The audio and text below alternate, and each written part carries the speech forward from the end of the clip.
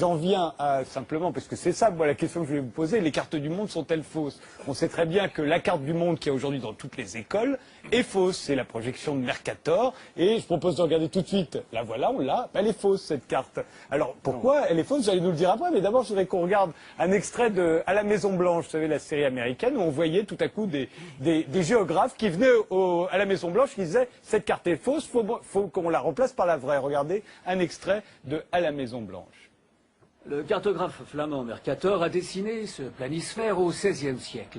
Il était destiné aux marins européens comme outil de navigation. Seulement cette carte éloigne les régions polaires pour créer des lignes droites constantes ou des directions géographiques. Ce qui rend la traversée de l'océan plus aisée. Mais Oui. cette vue fausse la taille des nations et des continents. Alors cette projection serait fausse? Oh là oui, fausse. Vous voyez le Groenland? Je vois, Et vous voyez l'Afrique. je vois.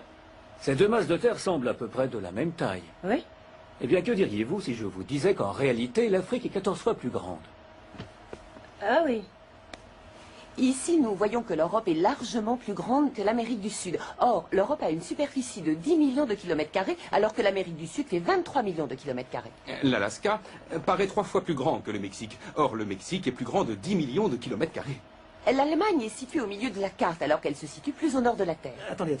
La taille relative est une chose, mais vous dites que l'Allemagne n'est pas là où nous pensons qu'elle est. Rien n'est où vous croyez. Alors où est-elle? Merci pour cette question. La projection de Peters. Fidélité des axes. Fidélité de position. Les lignes est-ouest sont parallèles et croisent les axes nord-sud à angle droit. Mais c'est quoi ça? C'est le monde où vous vivez. Sylvie Bonnel, vous Oui, êtes bah, c'est d'accord? très C'est la simple. carte de Peters, le monde dans La lequel on carte de vit? Peters, elle déforme aussi parce qu'elle allonge les continents. Mais c'est très simple, vous avez un globe, la Terre c'est un globe. Comment voulez-vous représenter un globe de façon plate? Donc, Vous il êtes faut faire des obligé de choix. faire des choix.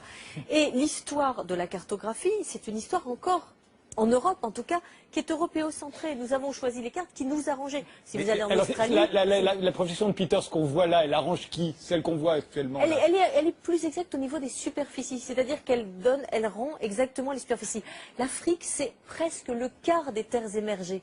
On oublie ça, le quart des Là, on terres le voit, émergées. sur cette carte-là, on ne le voit pas sur Donc l'autre. pendant très longtemps, on a eu une vision qui était une vision qui ne nous posait pas de problème, parce que de toute façon, l'histoire du monde, elle se passait surtout au nord. Donc en fait, finalement, c'était là, c'était autour de l'Atlantique, la mondialisation. Et puis, les géographes, ils étaient dans le siège des militaires. Hein. C'était Yves Lacoste. La géographie, ça sert d'abord à faire la guerre. Aujourd'hui, en temps de développement durable, en temps d'émergence du Sud, en temps de comment on répond aux défis de la biodiversité, du changement climatique, comment on répond aux défis de la sécurité alimentaire, eh bien, l'important, c'est de comprendre que la géographie, parce qu'elle permet de comprendre le rapport des hommes à leur territoire, c'est ce qui permet de faire la paix. Dans la bataille des cartes, d'ailleurs, vous montrez d'autres cartes possibles. On va regarder tout de suite celle de l'Australie, par exemple. Le Premier ministre australien avait proposé de faire la vraie carte. Pour les Australiens, la carte, ça devrait être ça. Hein? John Howard était toujours frustré de voir l'Australie en bas, au sud, marginalisée. Et donc, il a construit une géopolitique, d'ailleurs extrêmement active. Bon, ça, c'est une image où il dit on est d'origine européenne, on fait du business avec les États-Unis et la sécurité, mais l'avenir, c'est la Chine. Et donc, il a voulu Upside Down.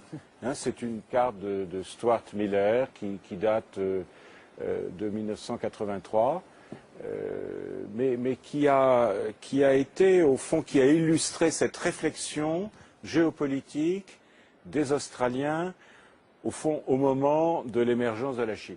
Alors justement, la Chine, Il faut dire aussi que le Pacifique, qui chez nous, sur nos cartes, on le voit à peine, le Pacifique, c'est le plus grand océan de la Terre, l'Atlantique. Michel, le Pacifique par rapport à l'Atlantique, c'est 3 fois plus grand, 4 fois plus grand. Bien sûr. C'est la vraiment... moitié de la Terre, le Pacifique. Et le pire, C'est la c'est moitié. que parfois, tous les micro-États du Pacifique ne sont même pas représentés sur les cartes. Quand il y a eu, vous savez, la grande conférence sur le changement climatique à Copenhague, ils sont arrivés, il y avait un grand globe qui était au cœur de la salle de conférence.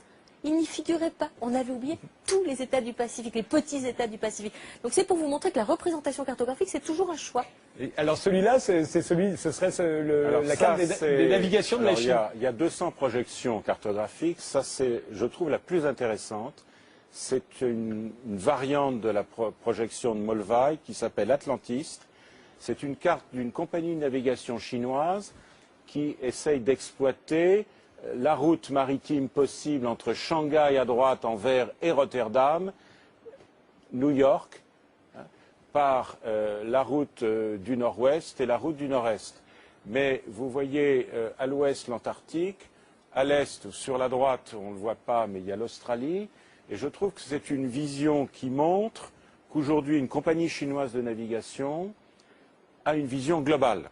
Alors que pendant des siècles, les empereurs chinois, justement, ont bataillé avec les jésuites, qui leur montraient des cartes où la Chine n'était pas au centre de la projection et où la Chine paraissait plus petite que ce qu'ils pensaient qu'elle était. Donc on est toujours dans des batailles. Le problème, c'est pas c'est faux, c'est vrai.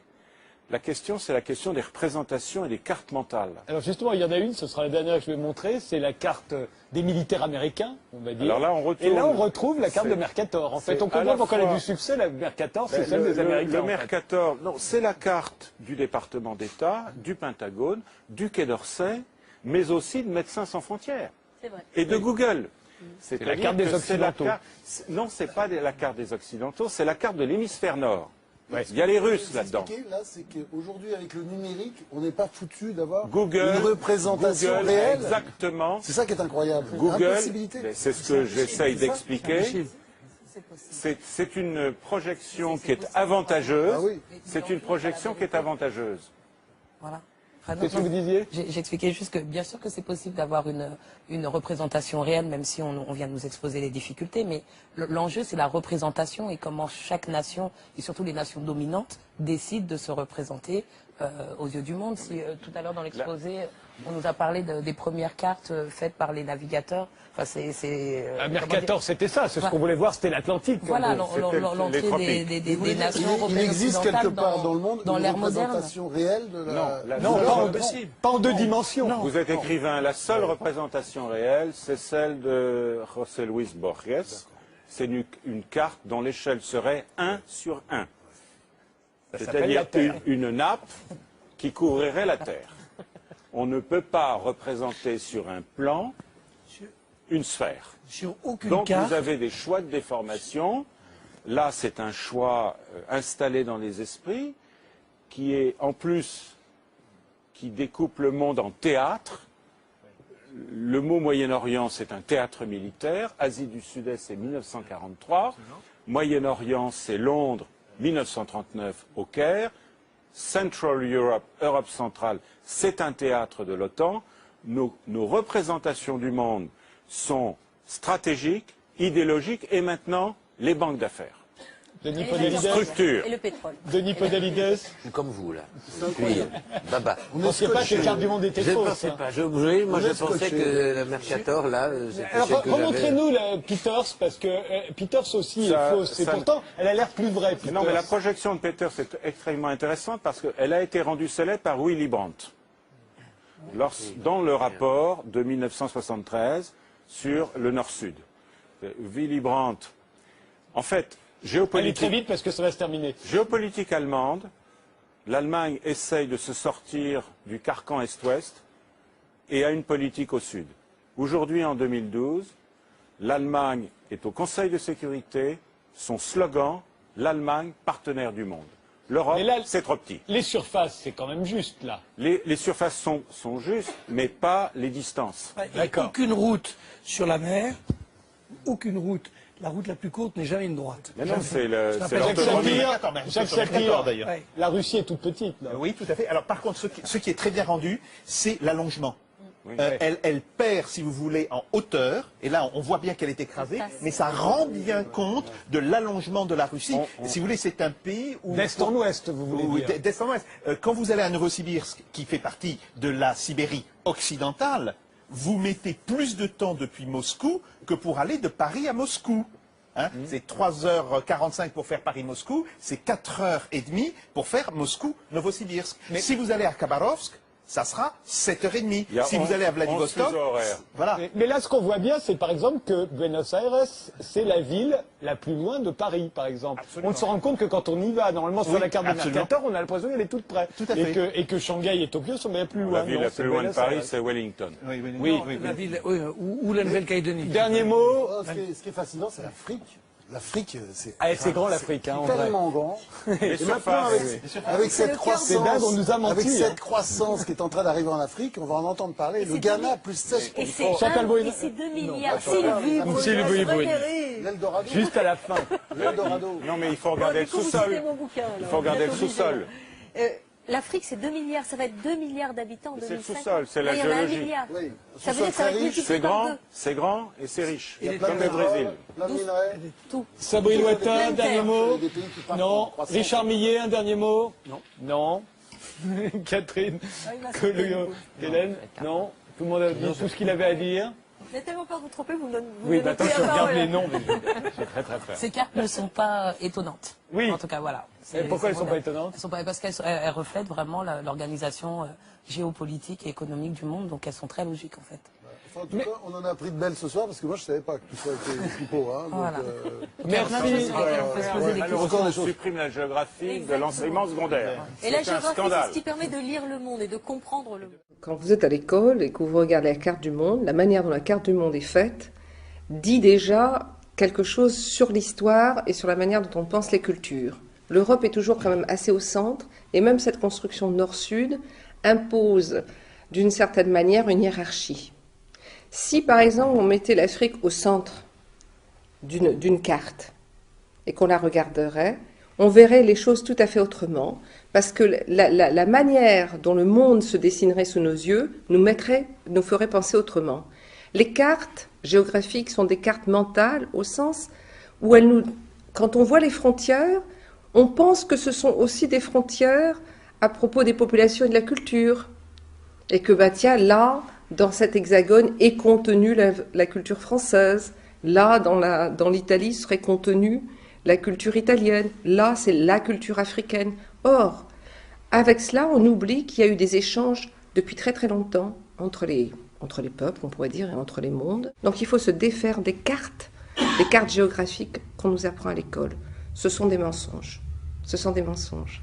C'est comme la carte de la France. La carte de la France est un mensonge puisqu'on ne nous montre que l'hexagone et qu'après nous apprenons qu'il y a des territoires français ailleurs dans le monde, dans le Pacifique, dans les Caraïbes, en Amérique du Sud, dans l'océan Indien, et que ce sont aussi des territoires de la République. Mais quand vous regardez ici, pour tout petit Français vivant dans l'hexagone, la France, c'est avec la frontière avec la Belgique, puis la frontière comme ça, etc., ça tourne. Alors parfois il y a la Corse, mais il n'y a jamais la Guadeloupe, la Martinique, la Guyane, Wallis et Futuna, Tahiti, la Nouvelle-Calédonie, Mayotte, la Réunion. Ça lui changerait la manière dont il pense même habiter, comment il est, et qu'est-ce que c'est que l'histoire de la France. Parce que quand il voit ça, l'histoire de la France, eh bien elle est contenue là, dans cet espace. Alors que si on lui montre tout ça, il va se dire, ah oui, mais alors, qu'est-ce qui s'est passé en Martinique au même moment? Au moment où on lui apprend des choses. Alors on lui dit, oui, alors les rois de France, blablabla, bla, bla, bla, etc. Il dit, oui, mais alors qu'est-ce qui s'est passé là-bas? Il peut poser la question. Et tout d'un coup, ah, l'esclavage? Ah bon, donc voilà. Et on voit les liaisons. Alors que si vous découpez ces cartes, bon, ben il y a l'histoire là, qui, comme si elle n'était pas liée à l'histoire là-bas. Or, elle est liée. Elle est toujours liée. Et c'est ça qui est... Donc c'est pour ça, pour moi, histoire, géographie, culture, c'est lié. Et la manière dont on a dessiné le monde et dont on dessine les cartes a une influence sur la manière dont on pense les choses. Quand on interroge des gens qui vivent dans d'autres parties du monde, eh bien, ils n'ont pas du tout la même manière de voir le monde qu'un petit Français. Donc, il y a un eurocentrisme de la géographie.